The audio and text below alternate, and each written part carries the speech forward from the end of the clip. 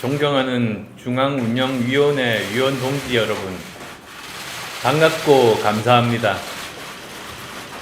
귀국한 지 3주 정도 되었습니다만 그동안 볼 수 없었던 아주 빠른 속도로 여러분들의 도움에 의해서 실행에 옮기고 있습니다.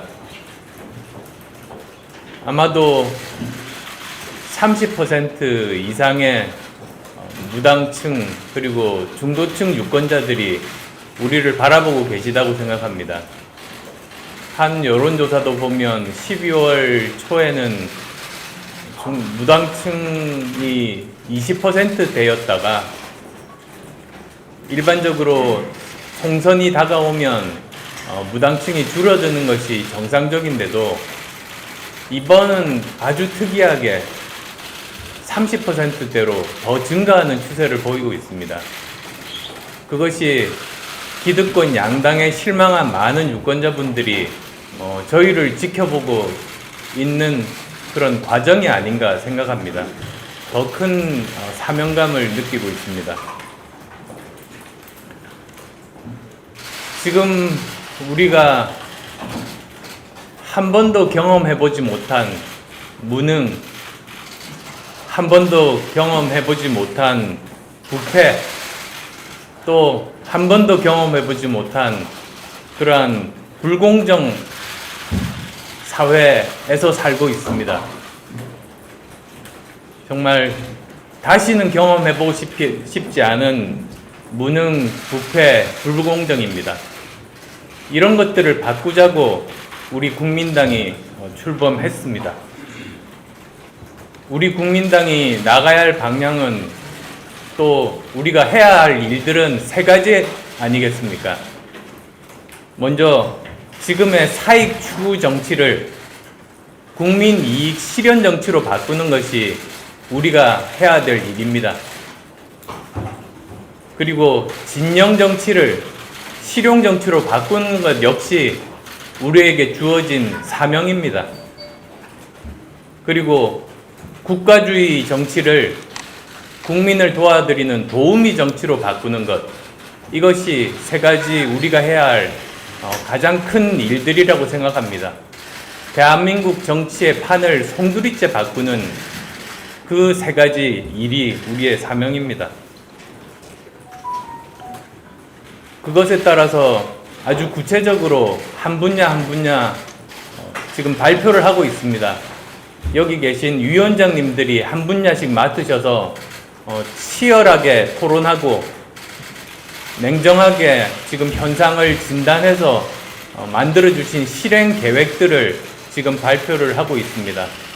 가장 먼저 발표를 했었던 것이 일하는 정치 분야였습니다.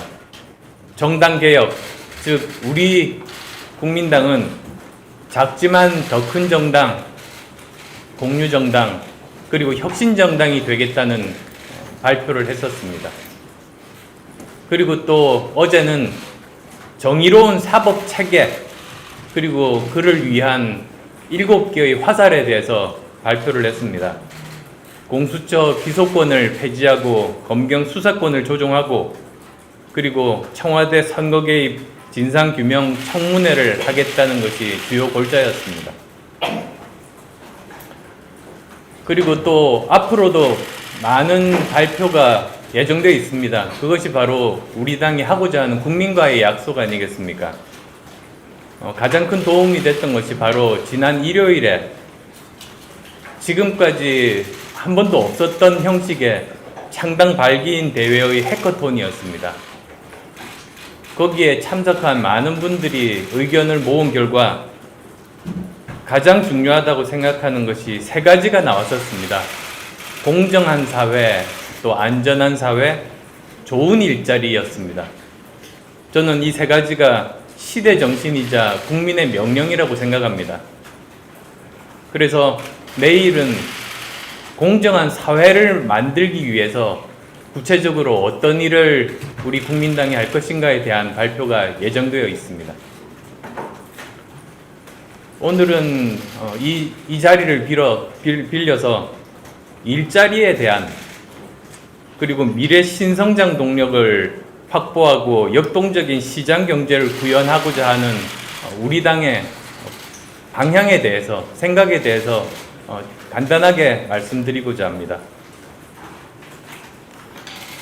지난달입니다. 1월 15일에 경제부총리가 이런 말을 했습니다. 2019년에 취업자가 증가하고 고용률, 실업 등 3대 고용지표가 개선이 돼서 양적인 측면에서 V자형 반등에 성공했다고 자평했던 적이 있습니다. 어떤 국민이 이 내용을 그대로 받아들일까 싶습니다. 현 정부의 일자리 만들기 통계 수치는 한마디로 불량식품 같습니다. 바깥은 멀쩡하게 치장했는데 내용이 문제가 많기 때문입니다. 물론 겉으로 보기에 고용지표가 수치상으로 나아지고 있는 부분이 있습니다. 지난해 연간 취업자가 30만 명 정도 증가했으니까요. 그런데 내용을 살펴보면 정말 심각합니다. 대표적으로 두 가지 정도 들 수가 있습니다. 먼저 늘어난 일자리가 세대 간 골고루 증가한 것이 아니라는 게 심각한 문제가 있습니다. 늘어난 일자리는 30만 명, 늘어난 취업자 수는 30만 명인데 그 중에서 60세 이상 취업자는 37만 7천 명이 증가하고 한참 일해야 되는 30대 취업자는 5만 3천 명이 감소하고 또 한참 자녀를 부양해야 할 40대 취업자는 16만 2천 명이 감소했습니다. 합산해서 3040 세대 일자리가 21만 5천 개가 감소한 겁니다. 또 일자리 질에 대해서도 심각한 문제가 있습니다. 주당 17시간 이하, 그러면 초단시간 취업자입니다. 그 취업자 증가 숫자가 30만 명 정도니까 지난해 증가한 연간 취업자 수와 비슷합니다. 결국은 정부가 재정을 투입해서 급조한 단기 공공 알바가 증가한 것이라는 말 아니겠습니까?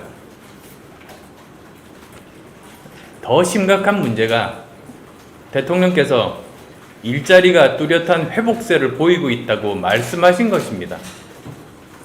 일자리 정책이 지금까지 잘못됐는데 앞으로도 개선될 가능성이 없어 보입니다.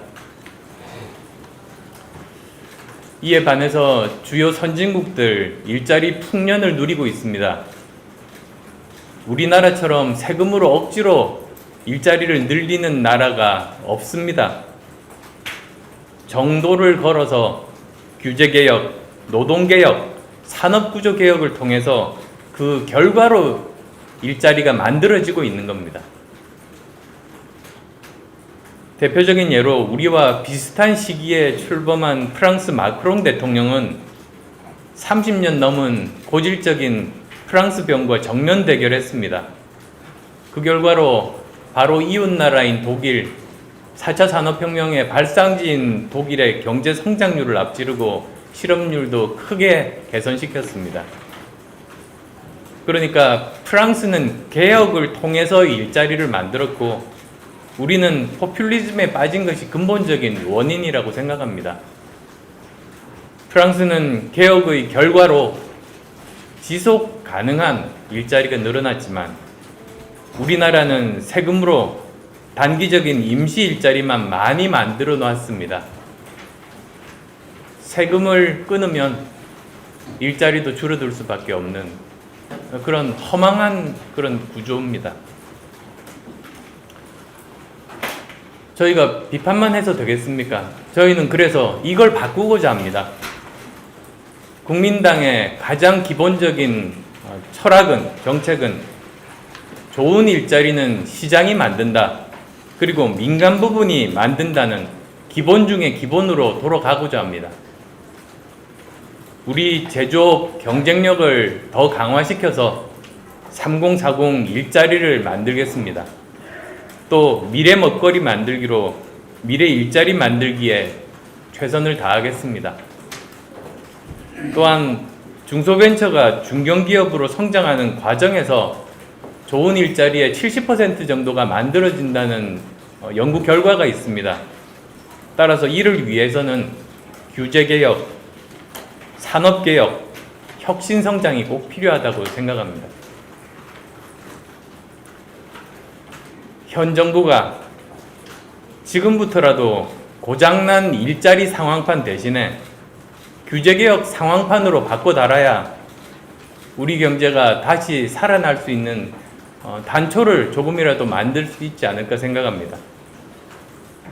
국민 혈세를 밑빠진 독에 붓지 말고 좋은 일자리 만들기에 마중물로 쓰기를 간절하게 바랍니다. 고맙습니다.